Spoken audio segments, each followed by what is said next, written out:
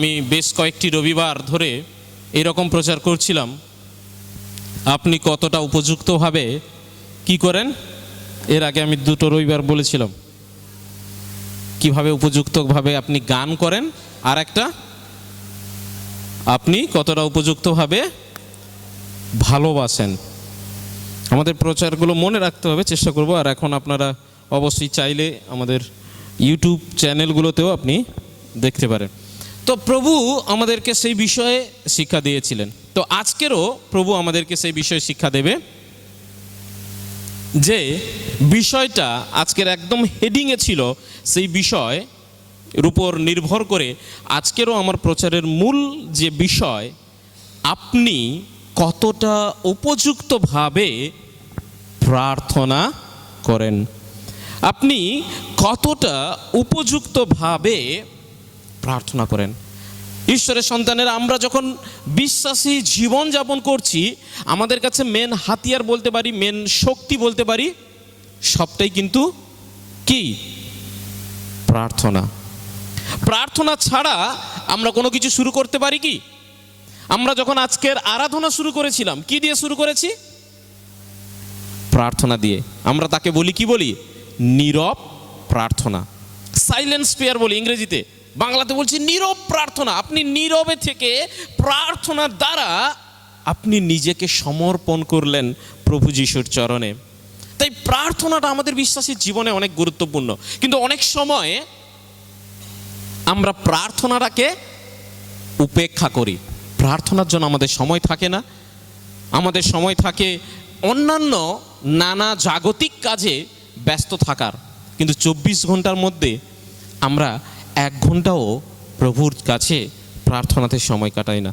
আসুন তাই আজকের এই বাক্য যেন প্রভু আমাদের অন্তরে দেয়, আমরা প্রার্থনাতে আরও আগ্রহী হই, আমরা প্রার্থনাতে আরও বেশি করে সময় কাটাই। প্রার্থনা করি।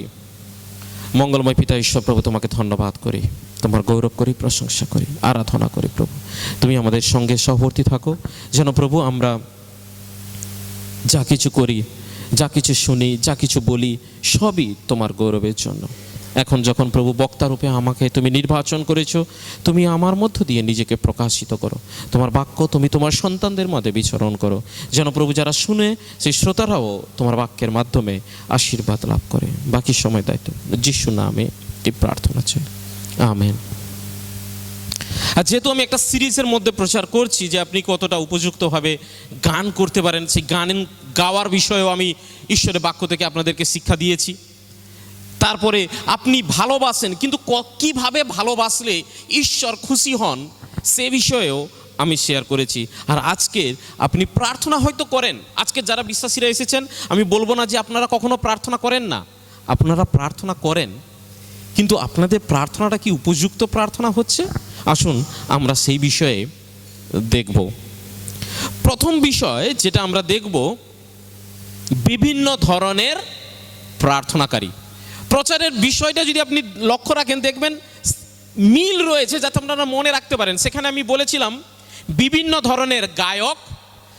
যেদিন আমি প্রচার করেছিলাম আপনি কতটা উপযুক্তভাবে গান করেন, যেদিন আমি প্রচার করেছিলাম যে আপনি কতটা উপযুক্তভাবে ভালোবাসেন, সেদিন আমি বলেছিলাম প্রথম পয়েন্ট বিভিন্ন ধরনের ভালোবাসাকারী।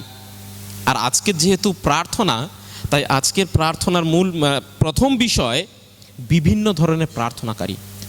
আজকের যখন আপনি মণ্ডলীতে এসেছেন ঈশ্বরের সন্তানেরা, আজকের এখানে আমরা অনেকে বসে আছি, হয়তো অনেকে আসছে আজকের প্রথমবার তারা মণ্ডলীতে এসেছে, তারা হয়তো সঠিকভাবে জানে না প্রার্থনা কিভাবে করতে হয়। তাই সেখানেও বাইবেল বলে যে আমরা বিভিন্ন ক্যাটাগরিতে রয়েছি, বিভিন্ন ধরনের ব্যক্তি রয়েছি, যেভাবে আমরা প্রার্থনা করি। প্রথম বিষয়, যারা কোনোদিন প্রার্থনা করেন না। এমনও অনেক লোক আছে, এমনও অনেক বিশ্বাসী রয়েছে, কিংবা যারা যিশুকে জানে না তারাও রয়েছে, অনেকেই রয়েছে যারা কি করছে, কোনোদিন প্রার্থনা করে না। তারা জানেই না কিভাবে তারা ঈশ্বরের কাছে তাদের মনের কথাটা তারা জানাবে। অনেকে মনে করে যখন নতুন আসে, আমাকে একটু বলবেন আমি কিভাবে প্রার্থনা করব, আমি প্রার্থনা করতে জানি না।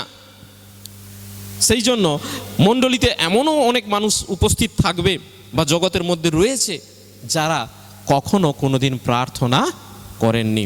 ইব্রিয় 3:12-13 পদে বলছে, ভাইয়েরা সাবধান, তোমাদের মধ্যে কারো মন যেন মন্দ ও অবিশ্বাসী না হয়, এই রকম মন জীবন্ত ঈশ্বরের কাছ থেকে দূরে সরে যায়। আমাদের প্রার্থনাটা আমাদের মন থেকে আমরা করে থাকি, সেই জন্য মনটা যদি ঈশ্বরের প্রতি না থাকে তখন আমরা প্রার্থনাটাও করি না। তাই অনেক মানুষ আছে যারা কখনোই কোনোদিন প্রার্থনা করেননি, কারণ তাদের মন ঈশ্বরের প্রতি বিশ্বস্ত নেই। তাই আমরা সেই দলে আছি কি না আমরা নিজেদেরকে চিন্তা করে দেখি। হ্যাঁ, আপনি বলতে পারেন, না আমি জীবনে একবার হলেও একবার প্রার্থনা করেছি। ঈশ্বর ধন্যবাদ হোক, আপনি একবার হলেও একবার প্রার্থনা করেছেন। সেটা যে কোনো কারণে হোক, কিন্তু প্রভু আপনাদেরকে উৎসাহ দিক, প্রভু আপনাদেরকে আশীর্বাদ করুক। আপনি যেন যে 5 মিনিট প্রথমে শুরু করেছিলেন, আপনি সেই প্রার্থনাটা 5 মিনিট থেকে 10 মিনিট করুন, 15 মিনিট করুন, 20 মিনিট করুন। সারাদিনে প্রার্থনার টাইমটা আমাকে কি করতে হবে? বাড়াতে হবে। প্রার্থনার টাইম যত বাড়বে, আপনাদের আত্মিক যে বৃদ্ধিটা, আত্মিক ক্ষমতাটা, সেটা কি হবে? ঈশ্বরের সন্তানেরা বাড়বে। যত প্রার্থনার সময় বাড়বে, আপনার বিশ্বাস তত কি হবে? বাড়তে থাকবে। যত প্রার্থনা কমতে থাকবে, নানা রকম চিন্তা আসবে, নানা রকম দুশ্চিন্তা আসবে, আপনি ভেঙে পড়বেন, ঈশ্বর থেকে হারিয়ে যাবেন। সেজন্য বলছে, জীবন্ত ঈশ্বরের কাছ থেকে মন যেন দূরে সরে না যায়, মন যেন দূরে সরে না যায় ঈশ্বরের সন্তানেরা। দ্বিতীয় বলছে, দ্বিতীয় দল যারা রয়েছে, তারা বলছে তারা মাঝে মাঝে প্রার্থনা করে, সব সময় করে না, মাঝে মাঝে প্রার্থনা করে। বুঝতে পেরেছেন? মাঝে মাঝে প্রার্থনা করার অর্থটা কি কি বলতে পারি? মানে যখন আমার প্রয়োজন আমি তখন ডাকি। আমার যখন ঈশ্বরকে প্রয়োজন, কেউ আমার বাড়িতে খুবই অসুস্থ, এই বুঝি মারা যায়, তখন তো আর উপায় কেউ নেই, ডাক্তারও নেই, না বলে দিয়েছে, তখন একমাত্র ঈশ্বরকে আমরা ডাকি। কিংবা অন্য কোনো বিপদে আপনি যখন পড়েন, হয়তো তখন আপনি ঈশ্বরকে ডাকেন। এটা কখনো আমাদের বিশ্বাসী জীবন নয়। আমাদেরকে সব সময় প্রার্থনা করতে হবে, মাঝে মাঝে নয়। তার মানে মাঝে মাঝে যখন আপনি প্রার্থনা করছেন, সেটার অর্থ আপনার প্রয়োজনে আপনি ঈশ্বরকে ব্যবহার করছেন। আমার ঈশ্বরকে আমি কখনো ব্যবহার করতে পারি না। হালেলুয়া। আমার ঈশ্বরকে আমি কখনো ব্যবহার করতে পারি না। ঈশ্বর, আমার প্রয়োজন আছে, তুমি আসো, আমাকে সাহায্য করো। হ্যাঁ, নিশ্চয়ই তিনি প্রতিজ্ঞাবদ্ধ, তিনি তার সন্তানকে সাহায্য করবেন, কিন্তু তার মানে এই নয় আমি আমার প্রয়োজন মেটাতে ঈশ্বরকে ডাকবো, প্রয়োজন ফুরিয়ে গেলে আমরা ঈশ্বরকে ছেড়ে দেব, সেরকম নয়। আমাদের প্রার্থনা সর্বদা থাকবে, সেটা যে কোনো বিষয়ে, শুধু যে চাওয়ার বিষয় তা নয়, ধন্যবাদের বিষয়েও সেখানে থাকবে। ঈশ্বরের বাক্য আমাদেরকে সেই বিষয়ে বলে। তৃতীয় ক্যাটাগরির মানুষ যারা রয়েছে, তারা হচ্ছে কি? অন্যর কাছে নিজেকে ধার্মিক দেখানোর জন্য, আমি অনেক ধার্মিক, আমি না ওর চেয়ে অনেক বেশি প্রার্থনা করি, আমি ওর চেয়ে অনেক বেশি বিশ্বাসী, আমরা অন্যের কাছে কি করা হয়? নিজেকে জাহির করার জন্য। ধার্মিক দেখানো মানে কি? নিজেকে জাহির করছে, আমি তোমার চেয়ে কি বেটার আছি, আমি তোমার চেয়ে ঈশ্বরের কাছে অনেক মূল্যবান আছি। আমরা নিজেদেরকে অনেক সময় জাহির করার জন্য। আপনি কখনো প্রার্থনার বিষয়ে যদি বাইবেলে দেখেন, সেখানে আমাদেরকে বলা হয়েছে যেন আমরা কোথায় প্রার্থনা করি? ঘরের কি বন্ধ করে? দরজা জানালা বন্ধ করে। তার মানে কি? ঈশ্বর বলতে চাইছে, লোক দেখানো প্রার্থনা আমি পছন্দ করি না। নিশ্চয়ই এখানে যারা আমরা উপস্থিত হয়েছি, এটা একটা ঈশ্বরের গৃহ, এখানে ঈশ্বরের সন্তানেরা উপস্থিত আছে, এখানে আমরা সবাই মুখ খুলে প্রার্থনা করি। কিন্তু হাটে বাজারে রাস্তাঘাটে লোক দেখিয়ে দেখিয়ে প্রার্থনা করছি আর জীবনযাপন করছি যিশুবিহীন, এরকম ধার্মিকতা আসলে এক রকমের ভণ্ড। আমরা ভণ্ড, অনেক সময় আমরা প্রার্থনা করি ভণ্ড। ঈশ্বরের বাক্য আমাদেরকে সে বিষয়ে বলে। অনেকটি অংশ আছে, আপনারা পরে দেখে নেবেন। মথি তার 6 অধ্যায়তে রয়েছে 5, 6, 7, 8 পদে। আর সেখানে বলা হয়েছে, তোমরা যখন প্রার্থনা করো ভণ্ডদের মতো করো না, কারণ তারা লোকেদের কাছে নিজেকে দেখাবার জন্য সমাজ ঘরে, রাস্তায় দাঁড়িয়ে তারা কি করে? প্রার্থনা করতে ভালোবাসে। আমি সত্যিই বলছি, তারা তাদের পুরস্কার পেয়ে গেছে। আমরা লোক দেখানো প্রার্থনা করব না। আপনি যখন মণ্ডলীতেও আসছেন, ঈশ্বরের সন্তানেরা, এখানে কে আপনাকে দেখছে? অনেক সময় আমরা দেখি যখন আমরা ধন্যবাদে প্রার্থনা করি, অনেকে হাত তুলতেও লজ্জা পায়। পাশের লোকটা দেখে যদি আবার বলে আবার হাতটা তুলে প্রার্থনা করছে। আপনার মন যা চাইবে আপনি সেভাবে আমি বলবো না যে হাত তুলে প্রার্থনা করলে ঈশ্বর প্রার্থনা শোনেন, তা নয়, কিন্তু অনেকে আছে পাশের জন কেমন করছে সেটা দেখে সে করতে চায়। হয়তো তার মন চাইছে সে দুহাত তুলে ঈশ্বরকে প্রার্থনা করতে চায়, কিন্তু পাশের জন যেহেতু করেনি, আমিও করব না, লজ্জা লাগছে। না, আমরা এখানে লোককে দেখানোর জন্য প্রার্থনা করতে আসিনি। মণ্ডলীতে এসেছি ঈশ্বর সদা প্রভুকে তার আরাধনা, তার প্রশংসা দেওয়ার জন্য। তাই আপনার মনের কথা পাশের লোকটাকে আপনি তো বলছেন না। আপনি কাকে বলতে এসেছেন? আপনার ঈশ্বরকে। আর আমরা কি বিশ্বাস করি? আমি যদি এখানে দাঁড়িয়ে প্রার্থনা করছি, আমার ঈশ্বর কোথায় দাঁড়িয়ে আছে? আমার কাছে, আমার সামনে, আমার সম্মুখে। তাই কে আমাকে দেখছে, কে আমাকে দেখছে না, কে আমাকে নিয়ে হাসছে, আমি সেটা দেখব না। আমাদেরকে ঈশ্বরের কাছে যখন প্রার্থনা করব, ঈশ্বরের বিষয়ে চিন্তা করে আমরা প্রার্থনা করব। মনে থাকবে, প্রথম বিষয়, যারা কোনোদিন কি করেনি, জোরে বলি আমার সঙ্গে, প্রার্থনা করেনি। দ্বিতীয় বিষয় কি বললাম? মাঝে মাঝে প্রার্থনা করে। তৃতীয় বিষয়, লোকেদের কাছে নিজেকে কি দেখানোর জন্য? ধার্মিক দেখানোর জন্য। তৃতীয় বিষয়। চতুর্থ বিষয় এবারে হচ্ছে, যারা স্বার্থপরভাবে প্রার্থনা করে। প্রার্থনাটাও স্বার্থপরভাবে করা যায় বলছে, এখানে ঈশ্বরের বাক্য বলছে স্বার্থপরভাবে প্রার্থনা করা যায়। তার মানে কি? সে শুধু নিজের জন্য প্রার্থনা করে, প্রভু আমার পরিবারে এটা চাই, আমার ছেলে মেয়েদের এটা চাই, আমার ছেলেমেয়েরাই যেন দুধে ভাতে থাকে, পাশের প্রতিবেশী তারা কিছু খেতে না পাক, আমার ছেলেমেয়েরা যেন দুধে ভাতে থাকে। এগুলোকে বলা হচ্ছে স্বার্থপর প্রার্থনা। আমরা অনেক সময় যখন মণ্ডলীতে আসি, বাড়িতে থাকি, যেখানেই যে অবস্থায় প্রার্থনা করি, আমরা যেন অন্যদের জন্য প্রার্থনা স্মরণ রাখি। অন্যদেরকেও প্রার্থনায় স্মরণে রাখাটা হচ্ছে আমাদের ঈশ্বরের প্রেম বা ভালোবাসার বিষয় বলে। প্রথম তিমথিও 2:1 বলছে, প্রথমেই বলছি সকলের জন্য ঈশ্বরের কাছে মিনতি, প্রার্থনা, অনুরোধ ও ধন্যবাদ জানাও। আমাদেরকে এখানে বলা হচ্ছে যেন আমরা সকলের জন্য প্রার্থনা করি। আপনি যদি সকলের জন্য প্রার্থনা না করেন, সেটা হচ্ছে স্বার্থপর প্রার্থনা। নিশ্চয়ই আপনি আপনার জন্য প্রার্থনা করবেন। আপনি অসুস্থ আছেন, আপনার পরিবারের সমস্যা আছে, নিশ্চয়ই প্রভুর কাছে সেটা আপনি জানাবেন। কিন্তু আমরা শিখিয়ে দিই কিভাবে, জানেন কি? নিজের যে লিস্টটা, সেটা কখন জানাবেন? সবার শেষে। আপনার জন্য যদি কিছু দরকার থাকে, আপনার পরিবারের জন্য যদি দরকার থাকে, কখন জানাবেন? একদম শেষে জানাবেন।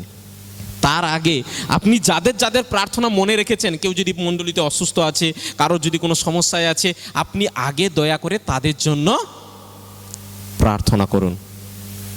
আপনি তাদের জন্য দয়া করে প্রার্থনা করুন, যেন তারা ঈশ্বরের আশীর্বাদ পেলে ঈশ্বর আপনাকেও আশীর্বাদ করবে। তাই স্বার্থপরভাবে প্রার্থনা করবেন না। কিন্তু পঞ্চম বা সবচেয়ে গুরুত্বপূর্ণ বিষয় যাদেরকে ঈশ্বর পছন্দ করেন, সেটা হচ্ছে আন্তরিকতার সহিত প্রার্থনা। আপনি অন্তর থেকে, আপনার হৃদয় থেকে প্রার্থনা করুন।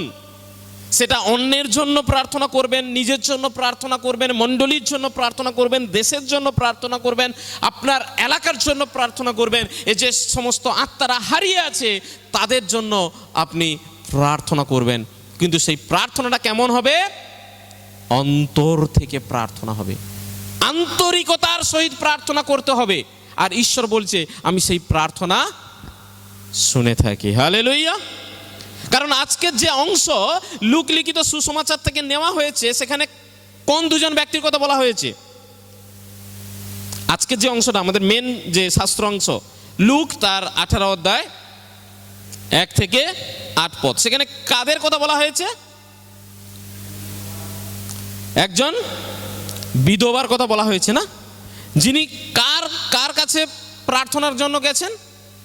একজন ব্যক্তির কাছে, একজন বিচারক, যিনি কি বলতেন, কোনো মানুষকে তো তিনি ভয় করতেনই না, ঈশ্বরকেও ভয় করতেন না। তার কাছে গেছে বিচার চাওয়ার জন্য, বারবার করে গেছে। কিন্তু সেই ব্যক্তি শেষ পর্যন্ত কেন সেই বিধবার সেই বিচারটা করতে তিনি ইচ্ছা প্রকাশ করলেন? কারণ এই বিধবা অন্তর থেকে বারবার করে তার কাছে গেছে, আমার সমস্যার সমাধান করে দিন। আমরাও অনেক সময় কি করি, একবার প্রার্থনা করলাম, কোনো কারণে ঈশ্বর হয়তো এই মুহূর্তে উত্তর দিচ্ছেন না, আমরা কি করি, আর হবে না, ছেড়ে দিই। একবার নয়, দুবার নয়, তিনবার আমরা কন্টিনিউয়াসলি যদি আমাদের বিশ্বাস থাকে, আমরা যদি প্রার্থনা করতে থাকি, ঈশ্বর আমাদের প্রার্থনার উত্তর দিতে কি থাকবেন, বাধ্য থাকবেন। তিনি বলছেন আমাদের প্রার্থনার উত্তর তিনি দেবেন। কলসীয় তার 4:2 তোমরা কৃতজ্ঞ ও সতর্ক হয়ে প্রার্থনায় নিজেদের ব্যস্ত রাখো, আর সেই সঙ্গে আমাদের জন্য প্রার্থনা করো, যেন খ্রিস্ট সম্বন্ধে গুপ্ত সত্যের কথা প্রচার করবার জন্য ঈশ্বর আমাদের সুযোগ করে দেন। সেই গুপ্ত সত্যের জন্যই তো আমাকে বন্দী করা হয়েছে। আমরা যেন কি করতে বলি, বলছে কৃতজ্ঞ এবং সতর্কতার সঙ্গে আমরা প্রার্থনায় নিজেদেরকে ব্যস্ত রাখি। আমরা যে সত্য আজকে যিশু প্রভু আমাদের অন্তরে দিয়েছেন, সেই সত্যের জন্য যেন আমরা প্রার্থনা করি। আমরা তাহলে 5 প্রকারের প্রার্থনাকারীকে দেখলাম। প্রথম প্রকার, জোরে বলি, প্রথম প্রকার যারা কখনো প্রার্থনা করেনি। দ্বিতীয় প্রকারে কি বলেছিলাম, যারা মাঝে মাঝে প্রার্থনা করে। তৃতীয় কি বলেছিলাম, স্বার্থপর ভাবে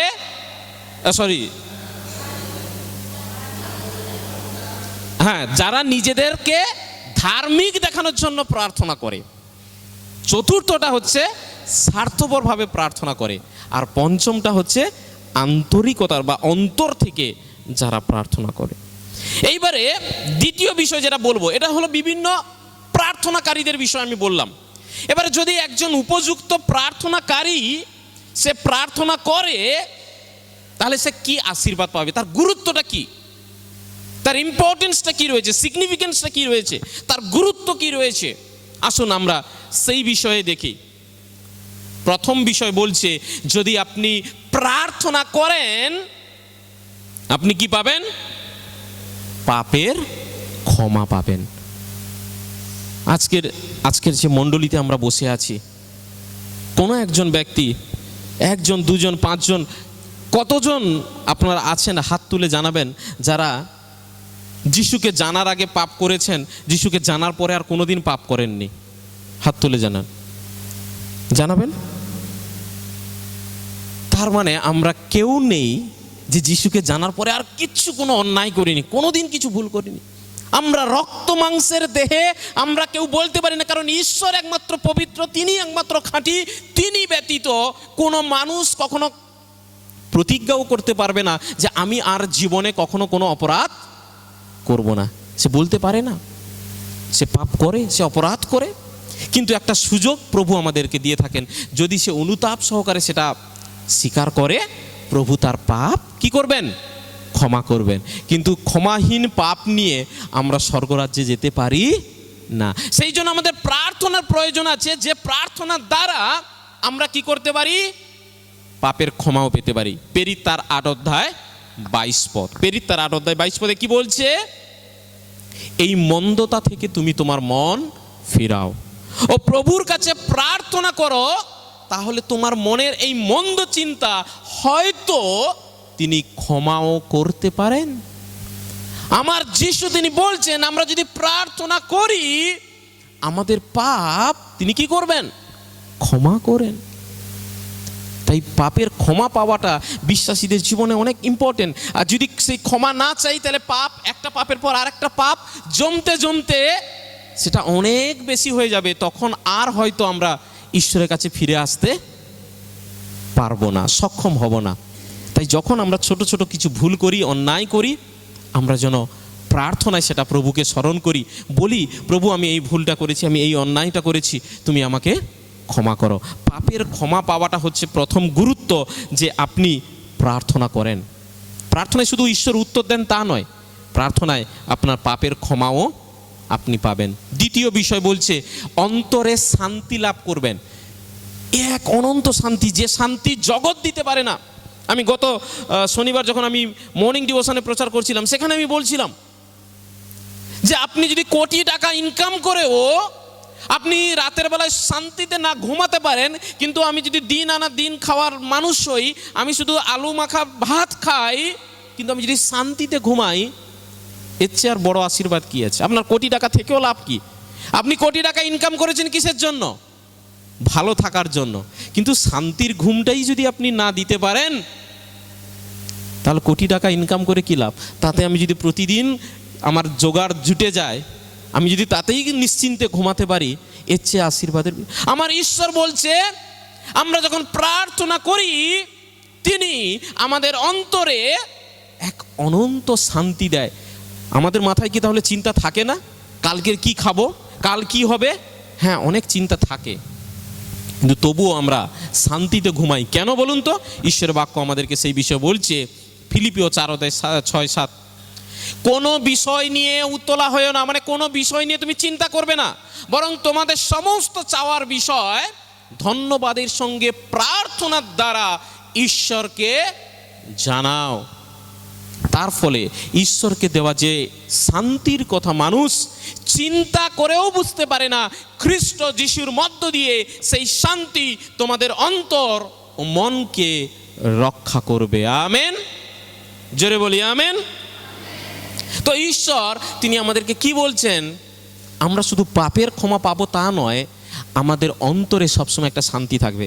আপনি অনেকে যারা ইউথস রয়েছে, তারা চিন্তা করছে তাদের কেরিয়ার কীভাবে তৈরি করবে, অনেক চিন্তিত রয়েছে, অনেক চিন্তিত অবস্থায় রয়েছে।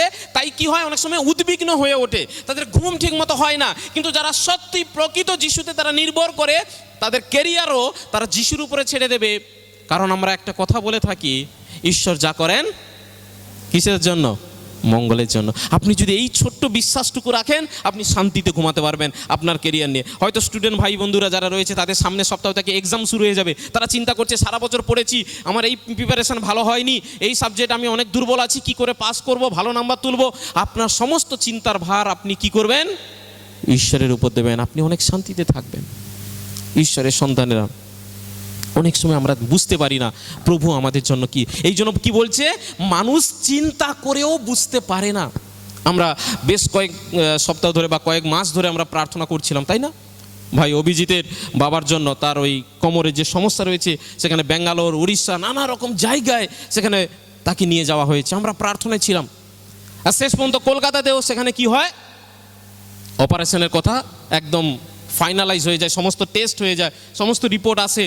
আর 16 তারিখ, অর্থাৎ এই মাসের 16 তারিখে অপারেশন হওয়ার কথা ছিল, কিন্তু হঠাৎ ওয়েস্ট বেঙ্গল গভর্নমেন্ট কি করে, যে স্বাস্থ্যসাথী কার্ডের মধ্যে সেই অপারেশন করা বন্ধ করে দিয়েছে, সমস্ত অর্থোপেডিক অপারেশন। তো তারা চিন্তায় পড়ে গেছে।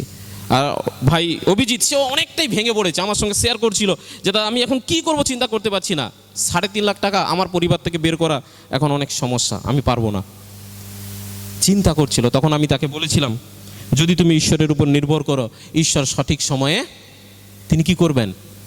কাজ করবেন। যদি তুমি ঈশ্বরের উপরে নির্ভর করো, ঈশ্বর সঠিক সময়ে কাজ করবেন। আর তার চিন্তা, তার পরিকল্পনা আমাদের চেয়ে অনেক কি বেটার। আর রিসেন্টলি আবার এক নতুন জায়গায় কলকাতাতে দেখিয়ে নতুন এমআরআই করেছে, রিপোর্ট নিয়েছে, ডাক্তার বলেছে যদি অপারেশন হতো, সেটা ওনার জন্য জীবনের ঝুঁকি ছিল, অপারেশনের প্রয়োজন নেই, আমি মেডিসিন দিচ্ছি, 3 মাসের মধ্যে সুস্থ হয়ে যাবে। আমেন। তাহলে চিন্তা করুন, আমরা চিন্তা করছি কেন অপারেশনটা হলো না, কেন এটা হচ্ছে। ঈশ্বর, আমি তোমাকে বিশ্বাস করি, আমার জীবনে কেন, আমাদের পরিবারে কেন এরকম। কিন্তু ঈশ্বর পরিকল্পনা রেখেছে, আরে ওটা আমার চিন্তা আছে। তো ঈশ্বর বলছে আমি তোমাদের জন্য চিন্তা করি। তো ঈশ্বরের সন্তানেরা আমরা যখন প্রার্থনা করব মন দিয়ে, প্রভু আমাদের অন্তরে শান্তি দেবে। অনেক চিন্তা আমাদের মাথার মধ্যে থাকবে, কিন্তু আমাদের সমস্ত চিন্তার ভার যদি আমরা প্রভুর উপরে দিই, প্রভু বলছে আমাদের এক অনন্ত শান্তি তিনি দেবেন। প্রথম বিষয় বলেছিলাম পাপের ক্ষমা পাবেন, দ্বিতীয় বিষয় বললাম অন্তরে আপনি শান্তি লাভ করবেন, তৃতীয় বলছে যে আপনি প্রতিদিন বেঁচে আছেন, এই বেঁচে থাকবার শক্তিও আপনি লাভ করবেন। বেঁচে থাকার জন্য একটা এনার্জি চাই। অনেকে দেখবেন সুইসাইড করে, কারণ সে বেঁচে থাকবার জন্য তার যে মানসিক পরিস্থিতি সে সেখানে থাকে না, সে আর বাঁচতে চায় না। কিন্তু বলছে যারা আমরা প্রার্থনাতে সময় কাটাই, আমাদের বেঁচে থাকার প্রতিদিনের অক্সিজেন, প্রতিদিনের এনার্জি আমরা প্রার্থনা থেকে পাই। তাই সকালবেলার প্রার্থনাটা আমরা সবসময় বলে থাকি অনেক ইম্পর্টেন্ট, কারণ ওটা দিয়ে আপনি দিন শুরু করবেন, ওটা অনেক ইম্পর্টেন্ট রয়েছে। এখানে ঈশ্বরের বাক্য এখানে কি বলছে? ইফিসীয় 3:16 আমি প্রার্থনা করি যেন ঈশ্বরের অশেষ মহিমা অনুসারে তিনি তোমাদের এমন শক্তি দেন যাতে পবিত্র আত্মার মধ্য দিয়ে তোমাদের অন্তর শক্তিশালী হয়।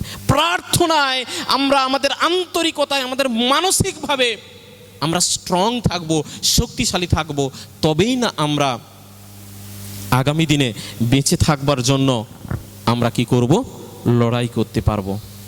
মনে থাকবে প্রথম বিষয় কি বলেছিলাম? আপনি যদি প্রার্থনা সঠিক করেন কি বেনিফিট, কি গুরুত্ব রয়েছে, কি বিষয় বলেছিলাম? পাপের ক্ষমা পাওয়া। দ্বিতীয় বিষয় অন্তরে শান্তি লাভ। তৃতীয় বেঁচে থাকবার শক্তি লাভ। চতুর্থ সেবা কাজের সুযোগ। প্রার্থনার দ্বারা আপনি মানুষের মধ্যে যিশুর সেবা কাজ করতে পারেন। যিশু আপনাকে সেই সুযোগ করে দেবে যেন আপনি অন্যদের মাঝে গিয়ে তার ভালোবাসা, তার সেবা পরিচর্যা কাজ করেন। কলসীয় 4:3 বলছে, আর সেই সঙ্গে তোমাদের জন্য প্রার্থনা করো, আমাদের জন্য প্রার্থনা করো যেন খ্রিস্ট সম্বন্ধে গুপ্ত সত্যের কথা প্রচার করবার জন্য ঈশ্বর আমাদের সুযোগ করে দেন। সেই গুপ্ত সত্যের জন্যই তো আমাকে বন্দী করা হয়েছে। হালেলুয়া। আমরা যেন প্রার্থনা করে যাই। আমরা অনেক সময় ভাবি আমরা সেল গ্রুপ চালাচ্ছি কিংবা এসসি প্রোগ্রাম বা অন্যান্য এলপি প্রোগ্রাম, যা যা আমরা প্রোগ্রামগুলো করছি, আমরা যখন নতুন জায়গায় যাই, নতুন মানুষদের কাছে যিশুর কথা বলতে যাই, আমরা অনেক সময় ভয় পাই, আমরা সাহস হারিয়ে ফেলি। কিন্তু প্রভু বলছে যদি আমরা প্রার্থনা করি, প্রভু আমাদের সেবা কাজ করবার জন্য অনেক রাস্তা খুলে দেয়। অর্থাৎ তারা প্রস্তুত আছে। সেই জন্য ঈশ্বরের বাক্য কি বলে? শস্য একদম প্রস্তুত আছে, কিন্তু শুধু কাটবার লোকের অভাব রয়েছে। অর্থাৎ কি অনেক মানুষ আছে যারা যিশুর কথা শুনবার জন্য আগ্রহ নিয়ে বসে আছে, কেউ যেন তাদের কাছে গিয়ে বলে, কিন্তু আমরা অনেক সময় সাহস হারিয়ে ফেলি। আমরা প্রার্থনা করব প্রভু যেন আমাদের কাছে নতুন নতুন সেবা কাজের সুযোগ তিনি আমাদের জন্য করে দেন। এটাও প্রার্থনার মধ্য দিয়ে সম্ভব হবে। পঞ্চম বিষয় বলছে আমরা সাহসের সহিত কথা বলা। অনেকে আমরা একটু আগেই বললাম যেটা, আমরা অনেক সময় সাহস পাই না অন্যকে কিভাবে আমরা যিশুর কথা বলবো। বলছে যদি কেউ প্রার্থনাশীল ব্যক্তি হয় সে সাহসপূর্বক কথা বলতে পারবে। আমরা বাইবেলের মধ্যে একজন ব্যক্তিকে জানি, কে? দানিয়েল ছিল, তাই না? তিনি নিয়মিত সারাদিনে কতবার প্রার্থনা করতেন? বাইবেল লেখা আছে 3 বার প্রার্থনা করতেন। কোন দিকে মুখ করে? জেরুজালেমের দিকে। কিন্তু এদিকে রাজার যারা মন্ত্রীরা ছিল তারা কি করেছে? ওই দানিয়েলকে বিপদে ফেলার জন্য তারা আইন করে দিয়েছে যে রাজাকে ছাড়ার কারোর কাছে কোনো প্রার্থনা করা যাবে না। দানিয়েল এটা জানা সত্ত্বেও তিনি কিন্তু নিয়মিত যেভাবে ঈশ্বরের কাছে প্রার্থনা করতেন সেভাবে প্রার্থনা করলেন। আর নিয়ম অনুসারে তাকে কি করা হয়েছিল? সিংহের খাদে ফেলে দেওয়া হয়েছিল। সিংহের খাদে অনেকগুলো ক্ষুধার্ত সিংহ সেখানে ছিল, কিন্তু কে তাকে বাঁচালো? ঈশ্বর তাকে বাঁচালো। সাহসের সঙ্গে কথা বলার জন্য অনেক সময় মানুষ আমরা ভয় পেতেই পারি, কিন্তু আমাদের সাহস যোগাবেন আমাদের প্রার্থনা। ইফিসীয় 6:19 আমার জন্য প্রার্থনা করো যেন আমি যখন কথা বলি তখন ঈশ্বর আমাকে এমন ভাষা জুগিয়ে দেন যাতে আমি সাহসের সঙ্গে তার দেওয়া সুখবরের গুপ্ত সত্য প্রচার করিতে পারি। আমেন। আমরা গুপ্ত সত্য সাহসের সঙ্গে বলার জন্য আমাদের প্রার্থনার প্রয়োজন রয়েছে। এবং সবশেষ আশীর্বাদ যেটা আমরা পেতে পারি বা গুরুত্ব যেটা সবশেষ, সেটা হচ্ছে অসুস্থতা থেকে সুস্থতা লাভ। আমরা যদি কোনো অসুস্থ ব্যক্তি থাকে আমরা যেন তার জন্য প্রার্থনা করি নিশ্চয়ই সেই ব্যক্তি সুস্থ হবেন। এখানে যাকব তার 5:15 বলছে, বিশ্বাসপূর্ণ প্রার্থনা সেই অসুস্থ লোককে সুস্থ করবে, প্রভুই তাকে ভালো করবেন। প্রথম বিষয়, পদ্ধতি অনুসারে আপনি প্রার্থনা করুন। পদ্ধতি অনুসারে আপনি প্রার্থনা করুন। এখানে গীত সংগীতা তার 55:17 পদে বলছে, সন্ধ্যায়, সকালে আর দুপুরে আমি কাতর স্বরে আমার নালিশ জানাতে থাকবো, আর তিনি আমার রব শুনবেন। আমি সেই জন্য বলছি, প্রার্থনা করার নির্দিষ্ট কোনো টাইম নেই, কিন্তু তবুও বাইবেল আমাকে বলছে যে আমি সবচেয়ে কম, সবচেয়ে লোয়েস্ট হলেও আমি যেন মিনিমাম 3 টাইম প্রার্থনা করি। সেটা হচ্ছে সকাল, দুপুর আর সন্ধ্যায় আমরা যেন 3 টাইম ঈশ্বরের কাছে আমরা প্রার্থনা করি। তাই বলছে, প্রথম আপনি একজন উপযুক্ত প্রার্থনাকারী হতে পারেন যদি আপনি স্টেপ বাই স্টেপ ধাপে ধাপে পদ্ধতি অনুসারে আপনি প্রার্থনা করেন। দ্বিতীয় বিষয় বলছে আপোষে প্রার্থনা করা। আপনাকে কেউ জোরপূর্বক প্রার্থনা করাবে তা নয়। আসুন আমরা যেন আপোষে প্রার্থনা করি। আমরা খোলা মনে, খোলা চিত্তে, হৃদয়ে আমরা বিনা বাধায়, বিনা চিন্তায় আমরা প্রার্থনা করি। প্রেরিত তার 16:25 পদ বলছে, তখন প্রায় রাত দুপুর কথার অর্থ হচ্ছে কি, মধ্যরাত্রি, পৌল এবং সিল প্রার্থনা করছিলেন এবং ঈশ্বরের উদ্দেশ্যে প্রশংসা গান করছিলেন। অন্য কয়েদিরা তা শুনছিল। যারা এই ঘটনাটা জানে তারা নিশ্চয়ই বুঝতে পারবে এই পথটা কি বিষয়। আমি আগেও অনেকবার প্রচারের মধ্যে বলেছি, পৌল এবং সিল তারা কি রয়েছে, হাঁড়ি কাটে, হাত পা সব কি রয়েছে, বাঁধা রয়েছে। রাত দুপুর মানে কি, মধ্যরাত্রি 12টা 1টা বা 2টো বাজে, তখন তারা কিন্তু ঈশ্বরের কাছে প্রার্থনা করছে আর গান গাইছে। আর সেখানে কি হলো, ঈশ্বর এক আশ্চর্য কাজ করলো। হালেলুইয়া।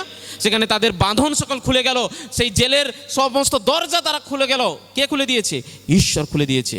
আমরা যখন প্রার্থনা করব, কেউ আমাকে প্রার্থনা করতে বললে করব না, আমার হৃদয় থেকে, মন থেকে, অন্তর থেকে আসুন আমরা প্রার্থনা করি। তৃতীয় বিষয়, আপনি একজন উপযুক্তকারী প্রার্থনা হতে গেলে গোপনভাবে প্রার্থনা করুন। গোপনে, লুকিয়ে প্রার্থনা করুন। লোক দেখানো প্রার্থনা করার প্রয়োজন নেই। আমি কতবার প্রার্থনা করছি, প্রতিবার লোক দেখিয়ে প্রার্থনা করার প্রয়োজন নেই। আপনি যে অবস্থায়, যেখানে, যেভাবেই আপনি ঈশ্বরকে ডাকবেন, আমার ঈশ্বর আপনার প্রার্থনা শোনার জন্য প্রস্তুত রয়েছেন। আমেন। মথি তার আগের আমি এই অংশটাও বলে দিয়েছি, তাই এটা আর পড়ছি না। সেখানে মথি তার 6 অধ্যায়ে এখানে রয়েছে, যেন আমরা ভণ্ডদের মতো প্রার্থনা না করি, আমরা যেন গোপনে আমাদের ঈশ্বরের উদ্দেশ্যে আমরা প্রার্থনা করি। চতুর্থ বিষয়, সহজ সরলভাবে প্রার্থনা করি। আসুন আমরা সহজ সরলভাবে যেন প্রার্থনা করতে পারি। সহজ সরলভাবে আমরা প্রার্থনা করব। ঈশ্বরের বাক্য সেই বিষয়ে বলে, আমরা যখন প্রার্থনা করি একই কথা বারবার আমরা না বলি। কেন? আমার ঈশ্বর কি কালা শুনতে পান না? একটা বিষয়ে যদি আমি প্রার্থনা করে দিই, আমার ঈশ্বর শুনেছেন। বারবার যদি বলি, ঈশ্বর আমার এটা প্রয়োজন, এটা প্রয়োজন, এটা প্রয়োজন, এটা প্রয়োজন, বারবার একটা প্রার্থনার মধ্যে যখন আপনি বারবার বলছেন, সেটা হচ্ছে কি, লোক দেখানো। এরকম প্রার্থনা না। আপনি যেটা চাইছেন একবার বলুন, আবার যখন নতুন করে প্রার্থনায় বসবেন তখন আবার জানাতে পারেন। কিন্তু যখন আপনি প্রার্থনা করছেন কন্টিনিউ, তখন একই কথা বারবার যেন আমরা বলতে না থাকি। কারণ এখানে বলছে, আমার পিতা তিনি জানেন আমার কি প্রয়োজন আছে। সেই জন্য আমরা যেন সে বিষয়ে প্রার্থনা না করি। পঞ্চম বিষয়, অবিচলিতভাবে প্রার্থনা করুন। অবিচলিতভাবে কোনো কিছু যেন আপনাকে ডিস্টার্ব না করে। আপনি একদম মন প্রাণ দিয়ে আপনি প্রার্থনা করুন। সেই জন্য আমরা সাধারণত বলি, যখন প্রার্থনা করবেন একটু নিরিবিলি জায়গা, একান্তে প্রার্থনা করুন। কারণ যেখানে টিভি চলছে, যেখানে এটা চলছে, ওটা চলছে, চিৎকার হচ্ছে, আপনি প্রার্থনায় মনোযোগ দিতে পারবেন না। তাই আমরা বলে থাকি দরজা জানালা বন্ধ করে দিয়ে একটু নিরিবিলিতে আপনি প্রার্থনা করুন। যখন আপনার প্রার্থনাতে এসে কেউ ডিস্টার্ব করবে না, আপনি অবিচলিতভাবে প্রার্থনা করুন। এই জন্য আমি তোমাদের বলছি, চাও তোমাদের দেওয়া হবে, খোঁজ করো পাবে, দরজায় ঘা দাও তোমাদের জন্য খোলা হবে। যারা চায় তারা প্রত্যেকে পায়, যে খোঁজ করে সে পায়, আর যে দরজায় ঘা দেয় তার জন্য খোলা হয়। আপনাদের সেই বিশ্বাস নিয়ে একদম দৃঢ়ভাবে আপনি প্রার্থনা করুন। প্রভু আপনাদের প্রার্থনা শুনবেন। লাস্ট বিষয়, উপযুক্ত ভঙ্গিমা সহকারে প্রার্থনা করুন। উপযুক্ত ভঙ্গিমা সহকারে প্রার্থনা করুন। লুক তার যে অংশ আমরা আজকে পড়েছিলাম 18 অধ্যায় 13 পদে বলছে, সেই সময়ে কর আদায়কারী কিছু দূরে দাঁড়িয়েছিল, আকাশের দিকে তাকাবারও সাহস ছিল না। সে বুক চাপড়ে বলল, হে ঈশ্বর, আমি পাপী, আমার প্রতি করুণা করো। আমেন। তাই আমরা প্রার্থনা করার সময় আগে একটা কথা বলি না, প্রার্থনা শুরুর আগে? আসুন আমরা কি করি? চোখ বন্ধ করি, তারপরে কি বলি? মাথা নত করি। কারণ আমি যার কাছে প্রার্থনা করছি তিনি মহান, আমরা তার দিকে মুখ তুলে প্রার্থনা করতে পারি না। যদি করি সেটা হচ্ছে অহংকার বা গর্ব, আমি সেরা না। আমরা যার কাছে প্রার্থনা করছি তিনি সব জানেন, তাই আমরা তার সামনে মাথা নত করি। আমরা বড়দের সামনে আমরা মাথা নত করি। আমার ঈশ্বরের সামনে যখন আমি প্রার্থনা করব, যেন আমরা নত জানু হই, হাঁটু পাতি আমরা প্রভুর কাছে প্রার্থনা করি। আমরা ওই ফরিসির মতো মুখ উপরের দিকে বুক চিতিয়ে বলতে না পারি, ঈশ্বর আমি তোমাকে দশমাংশ দিই, আমি তোমার কাছে প্রতিদিন মর্নিং ডিভোশনে যাই। আমরা চিৎকার করে করে আমার গর্ব অহংকার যেন আমি প্রকাশ না করি, বরং মাথা নত করে আমরা ঈশ্বরের কাছে প্রার্থনা করি। আসুন আমরা এই সময় প্রার্থনা করি। প্রভু আজকের আমাদের প্রার্থনার বিষয় শিখালেন। একজন উপযুক্ত প্রার্থনাকারী, বিভিন্ন ধরনের প্রার্থনাকারী আছে, তার মধ্যে আপনি কেমন? আপনি কি মাঝে মাঝে প্রার্থনা করেন, নাকি আপনি কোনোদিনই প্রার্থনা করেননি, নাকি আপনার প্রয়োজন মেটানোর জন্য কিংবা লোককে ধার্মিক দেখানোর জন্য আপনি স্বার্থপরভাবে প্রার্থনা করেন, নাকি আপনি সত্যি আন্তরিকতার সঙ্গে আপনি প্রার্থনা করেন? আপনি নিজেই জানেন, তাই আপনি সে বিষয়ে প্রার্থনা। মঙ্গলময় ঈশ্বর, প্রভু তোমাকে ধন্যবাদ দিই আজকের এই সুন্দর সময় তুমি দিয়েছো, যেন প্রভু আমরা যা কিছু আজকে শিখলাম প্রভু তোমার বচন থেকে, তুমি আমাদেরকে সাহায্য করো, তুমি আমাদেরকে আশীর্বাদ করো, যেন প্রভু আমরা এই প্রার্থনা বিষয়ে যে শিক্ষা লাভ করলাম সেই শিক্ষা লাভ আমরা স্মরণে রাখি, আমরা মনে রাখি, এবং প্রভু আমরা একদম দিন শেষে গিয়ে আমরা তোমাকে ধন্যবাদ দিতে পারি, কারণ তুমি আমাদের সঙ্গে থেকে আমাদেরকে আশীর্বাদ করেছো। দয়া করে